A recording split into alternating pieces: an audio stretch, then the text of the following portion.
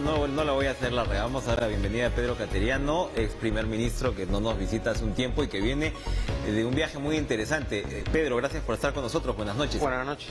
Provoca preguntarle a usted de su viaje, más que de las vicisitudes peruanas, ¿no? Porque usted acaba de llegar de China, Sí. En un momento, bueno, crucial, porque la guerra comercial entre Estados Unidos y China, pues, toma nuevas variantes. Y usted, me imagino que ha observado la realidad de primera mano y ha quedado impresionado, como cualquiera que visita China. Cuéntenos rápidamente, por favor, por dónde está. Pero si me permites una licencia Sí, claro. brevísima, comentar esta emotiva nota de los Estados Unidos, Sí. a propósito de esta De la adopción, adopción. ¿no? La ley de adopciones vigente en el Perú es sumamente rígida y creo que es necesario un debate que permita facilitar, abrirle la vía legal a aquellas personas que desean adoptar hijos para cambiarles la vida. Incluso al niño. quienes vienen del extranjero. Recuerde el problema que tuvieron estos chilenos que terminaron presos prácticamente un tiempo. Y además, En fin, es un ejemplo extremo. Y además les cambia la vida a los niños. Por supuesto. ¿no? Que tienen derecho a un futuro, pero no vayamos a este tema porque van a sugerir que vengo acá en mi calidad de defensor oficialista de la dictadura vizcarrista castrochavista, ¿no? Y solo para hacer un comercial, la dictadura vizcarrista castrochavista ha abierto como 7 procesos en mi contra por las adquisiciones que efectuó la Marina de Guerra, por si acaso, para dejar constancia. Pero esa es La Procuraduría, que depende del Ministerio de Justicia. Ah, no el le Ministro creo. de Justicia preside el Sistema de Defensa Nacional. ¿Y por qué toco el tema? No por mi caso, sino porque todas estas acusaciones, todas estas adquisiciones fueron sometidas a auditorías, absolutamente todas. Pero cuénteme. Entonces, ¿qué es lo que ocurre en el... ¿Qué está pasando? ¿Qué es lo que ocurre? Aclaremos eso rápidamente Sí. antes de entrar a China, porque se suponía que usted le han archivado también una cantidad de investigaciones. Justo ahora mismo estaba haciendo, en fin, otra nota por el tema del satélite, que es muy útil ahora mismo y todo este tema. Entonces, ¿le siguen abriendo investigaciones de la Procuraduría que es De manejada este por el Ejecutivo? Por este gobierno, ¿Qué, ah? por el Ministerio de Justicia. No hay que olvidar que quien preside el sistema de defensa del Estado es el Ministro de Justicia. Entonces, acá cuando yo me río cuando algunos medios de comunicación dicen que soy un oficialista. No soy un En todo oficialista, caso, sin le ninguna pagan duda. muy mal. Le pagan Bueno, horrible. no tengo... No, pero... Pero a lo que me refiero es no al caso Sí. que eso se archivará, porque son acusaciones absolutamente burdas, afiebradas y que no tienen ningún sentido. A lo que quiero llegar es a lo siguiente, al valor que tienen ahora las auditorías de la Contraloría General de la República. Ningún valor. Todos los procesos en los que, por ejemplo, fui investigado fueron auditados. Y la compra del satélite, a la cual ha hecho usted referencia, en 2 oportunidades. Una a pedido mío y una durante el efímero gobierno de PPK. Cuando fui a la Contraloría, no a pedirle que me entreguen copia del informe, porque tenía carácter de reservado, sino las conclusiones para saber si habían llegado a alguna conclusión de alguna ilegalidad. El Contralor me respondió que no me podía entregar copia del informe. Entonces, si a nivel político el Congreso desestima las auditorías, los medios de comunicación desestiman las auditorías, la Fiscalía desestima las auditorías de la Contraloría, mejor que la Contraloría de la República sea un apéndice de la Fiscalía, igualmente de la Procuraduría. ¿Qué hacen ahora los procuradores públicos? ¿Coordinan? ¿Para qué está el Ministro de Justicia presidiendo el Consejo de Defensa del Estado? Si los procuradores hacen lo que quieren, mejor que pasen a formar parte del Ministerio Público, de la Fiscalía, claro. Tanto el Consejo de los Procuradores como la Contraloría, y nos evitamos esta serie. ¿Se está manejando entonces con un criterio político la Procuraduría? Yo no sé cómo la están manejando. Lo único que digo son los resultados objetivos. Actúan casi como los fiscales. Entonces, si acá la Procuraduría es un trampolín para llegar al Parlamento, entonces, que ha sido en los últimos años eso, ¿no? Entonces, sinceremos las cosas. Acá lo que hay es una mala interpretación de la Constitución, un uso del sistema político que ha desnaturalizado por completo nuestro sistema constitucional y estamos como estamos. Ahora, también por razones políticas, ¿no? El periódico que, por ejemplo, denuncia al presidente Vizcarra y al ministro de Transportes, dicho sea de paso, no conozco el caso, es el mismo que hasta hace unas semanas presentó a Alan García como una especie de héroe nacional. ¿Cuáles han sido los dos gobiernos más corruptos de la historia republicana? La dictadura de Fujimori y Montesinos y los dos gobiernos de Alan García, absolutamente. Entonces, que a estas alturas del partido intenten atarantarnos y presentarnos pues que Fujimori, Montesinos y los gobiernos de García han representado el respeto al orden constitucional, a la honradez, a la eficacia técnica, no nos dejemos atarantar. Y por eso es importante este proceso electoral que tendremos en enero, porque hay dos opciones. La emblemática que sintetiza el pensamiento guía del Parlamento disuelto de Becerril y Mulder, vacar a Vizcarra, ¿no?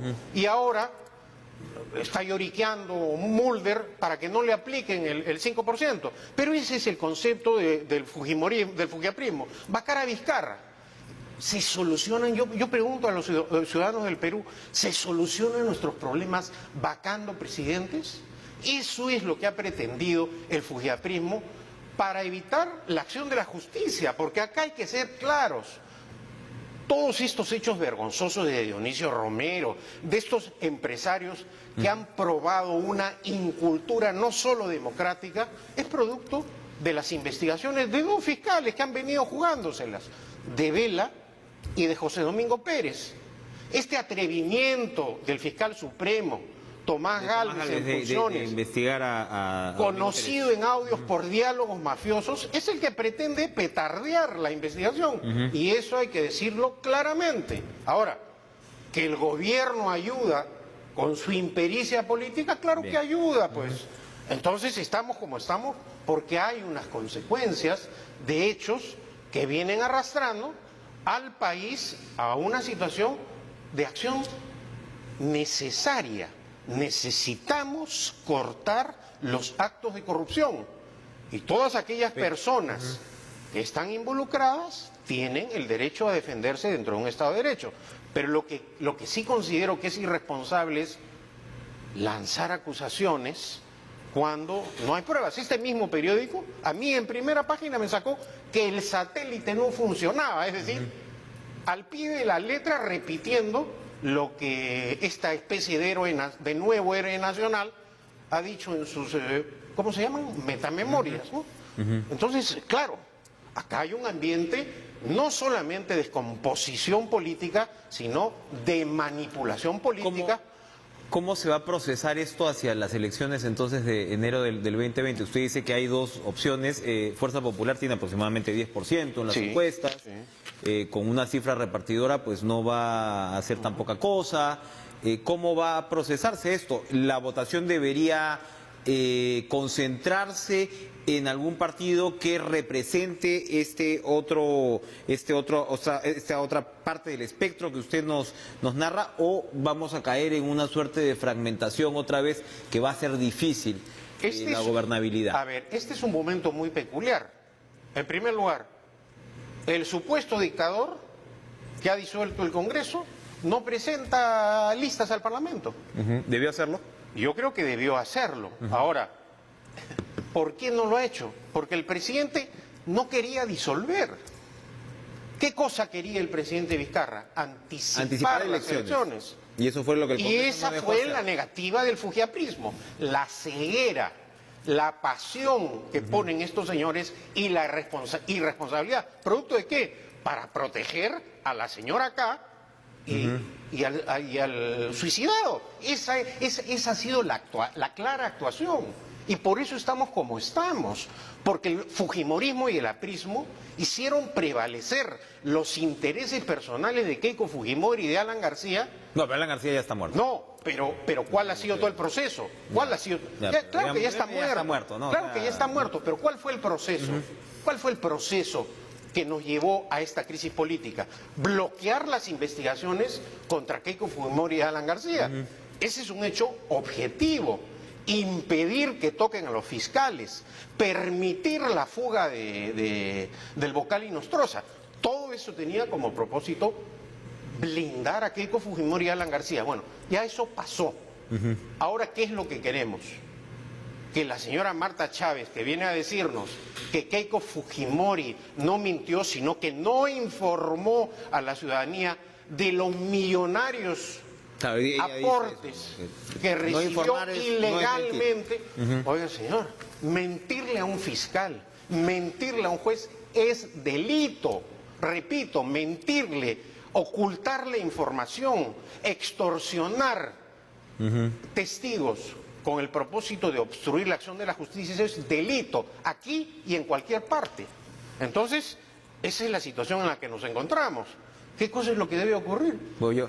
En la mañana me entrevistaban de Radio Tacna, ¿no? Entonces yo le decía, pero acá si la gente vota por Marta Chávez, pues, es como cuando en una familia te toca pues un borrachín o te toca un drogadicto. Tenemos que vivir y ayudar y seguir para adelante. El drama del Perú ahora es el fujimorismo. Yo quería hablar de la China y hemos terminado hablando de la China también. De la señora acá, sí, claro. Pero bueno, pero esa es la realidad, pues, Enrique. Sí, está bien. Entonces, está bien. ¿Qué debe ocurrir? La gente tiene que votar con libertad. Vemos que también las mayorías absolutas, a algunos partidos, no han usado ese poder. Pero leamos la encuesta de Proética que comentábamos anoche, Pedro, sobre la corrupción. Y entonces, claro, todo el mundo condena la corrupción, pero al mismo tiempo no se condena la corrupción menuda que cada ciudadano hace. Es decir, no hay un procesamiento, ¿no?, pedagógico, ciudadano, interiorizado de todo lo que estamos viviendo. Entonces, al final, el riesgo es que se vuelva a votar por los mismos personajes, que sería, pues... Bueno, es un acto... fantástico, ¿no? Es un acto de libertad absoluta, el voto, el sufragio en la democracia.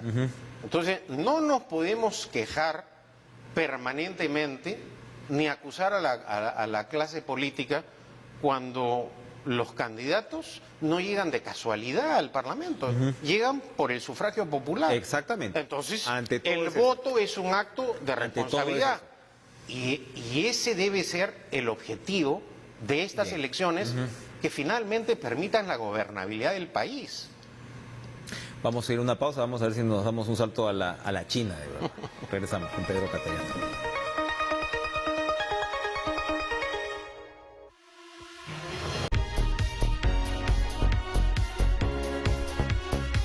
Entonces este escenario, Pedro Cateriano, que ya comenzamos digamos, a definir, un gobierno que viene de una popularidad muy alta, el presidente todavía mantiene una popularidad por encima del promedio, el Economist ha sacado una nota muy comentada en los últimos días, ¿no?, a propósito de la compleja situación que vive la región y cómo el Perú más o menos ha toreado esto, pero ya comienza a ir, si se quiere, de bajada, estos apoyos mediáticos que usted señalaba, comienzan también a retroceder, vaya a saber por qué razones, y vas a enfrentarte a un Congreso donde el gobierno no tiene bancada.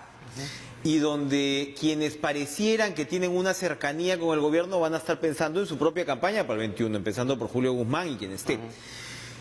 ¿Cómo abordar esta situación finalmente por el bien de la institucionalidad democrática del Perú a partir de enero? Bueno, será breve el mandato del siguiente Congreso que va a completar el periodo del disuelto, pero sumamente importante. Por ejemplo, tendrá que evaluar los pedidos de levantamiento de inmunidad, atender los requerimientos de la Corte Suprema contra dignatarios que han sido condenados o van a ser condenados. Tiene que elegir a los magistrados del Tribunal Constitucional. Tiene que, es decir, una serie de tareas importantísimas. Y que te van a definir la cancha hacia el 21 también. Así es, algunos aspectos de la reforma constitucional que han quedado pendientes. Ahora, creo que hay algunos debates absurdos. Este tema de la inmunidad, por ejemplo, ¿no? Este es un tema que está clarísimo en la Constitución y el reglamento. Es un problema de aplicación de la norma. Exacto. Pero si tú designas a una persona que no tiene escrúpulos, a un condenado, a un violador, a un estafador, lo elige como parlamentario y le dices, señor, levántenle la inmunidad al fiscal supremo en lo penal. ¿Cómo va a votar ese distinguido parlamentario? Tenemos ejemplos ilustrativos de los disueltos de Fuerza Popular. ¿Cómo votaban esos ilustres parlamentarios? Contra la Constitución y la ley. ¿Por qué?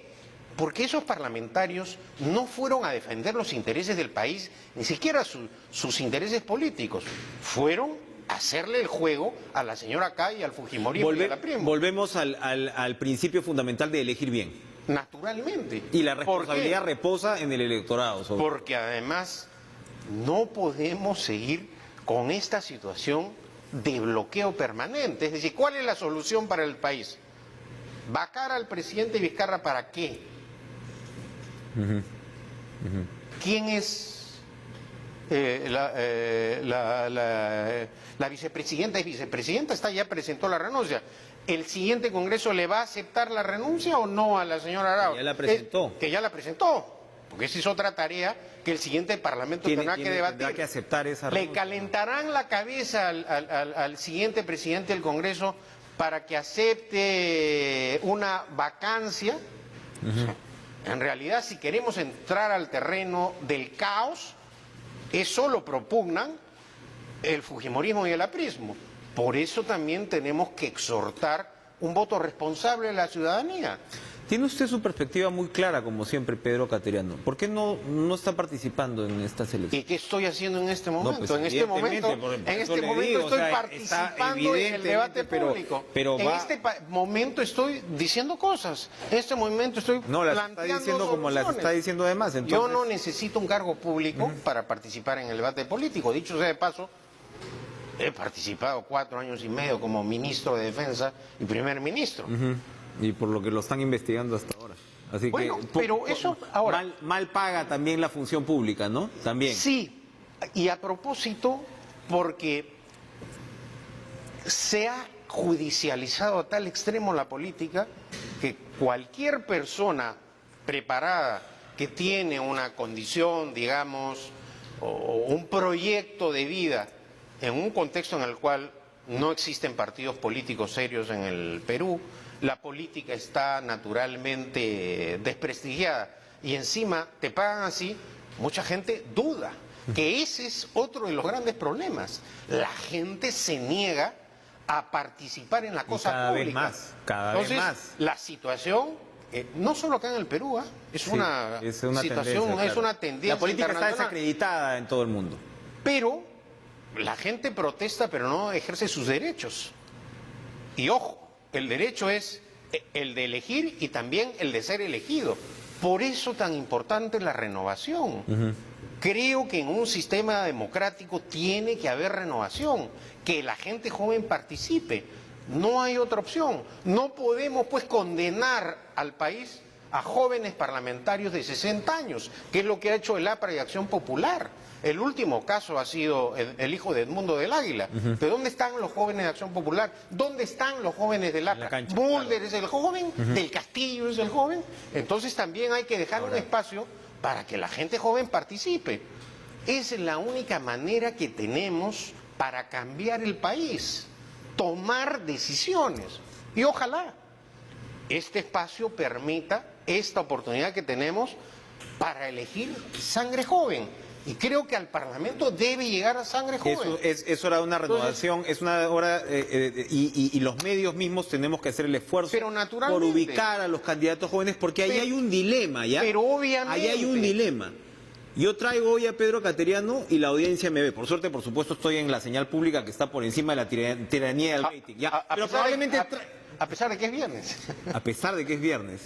Pero traigo a candidatos jóvenes y de repente la audiencia no va a ser tan entusiasta. Entonces, es una suerte de círculo vicioso en el que se mueven los medios. Insisto, no es el caso del 7 por su misma condición. Pero entonces es difícil esa renovación y es absolutamente necesaria, efectivamente. Indispensable. Entonces, ahí hay una responsabilidad no solamente de la ciudadanía, por supuesto, pero de los medios de poder presentar ese menú. Ahora. Bueno, y acá, por ejemplo, Canal 7 podría organizar un espacio de candidatos jóvenes. Vamos a hacerlo. O sea, ponle pues de tope 30. Ponle de tope, pero los los jóvenes pues de Acción Popular del APRA que Ya, tienen pero 60 años, ya no los inviten tanto, hay dales un poco de candidatos- oportunidad. Hay candidatos de 30 que están con Roche también, no voy a... Bueno, Ya, que ese, ya entramos al debate eterno. Es que de Chávez más sonso le no, da de pero más es le que es entrega verdad, la- también nos quejamos y los partidos presentan gente con antecedentes penales. Entonces, claro, pero eso es consecuencia de qué, Enrique, del proceso de descomposición que está viviendo el país. Por eso la importancia de saber elegir bien. Para que nos alcance el tiempo y para que yo no quede mal, porque comencé preguntándole a usted su viaje a China y hemos tenido una semana compleja. Es viernes, efectivamente, ¿no? Llegamos un poquito cansados, pero siempre con entusiasmo. Cuéntenos, ¿qué tal este viaje a China? Porque me decía que estuvo con el expresidente chileno Frei, Sí, con el presidente con el Frei. cual deben haber hablado además de la situación regional. Exactamente. Sumamente ilustrativo, porque nos estamos preguntando cuándo todo este malestar ciudadano va a prender la mecha también en nuestro país, ¿no? Ojalá que no. Ojalá Ese que no es el deseo. Y ciertamente, al igual que la mayoría de la gente en América Latina, sorprendidos con esta situación de Chile, ¿no? Fue un diálogo que se realizó en la Ciudad Prohibida sobre el tema del diálogo entre las distintas civilizaciones. Y bueno, fue una oportunidad realmente impresionante, ¿no? Un escenario un alucinante escenario para empezar. cinematográfico, Así es. estar ahí sentado. Y de otro lado, el crecimiento económico de la China, este crecimiento económico sin libertades políticas, ¿no? Que a muchos les gusta también. Que a muchos les gusta también, ¿no? Bueno, ya ese es entrar Sí, sí, a sí, otro, claro, a otro debate, ¿no?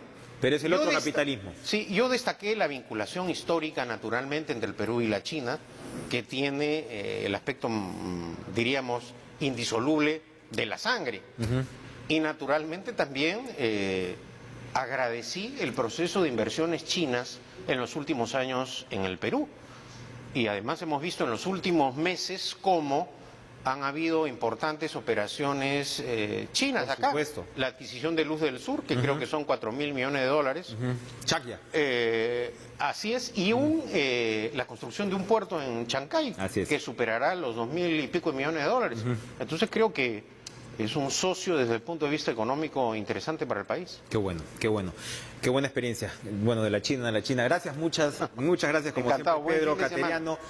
Estas intensas conversaciones que siempre nos trae el ex primer ministro, igualmente buen fin de semana. Vamos a ir a una pausa y regresamos con lo último de Caracas.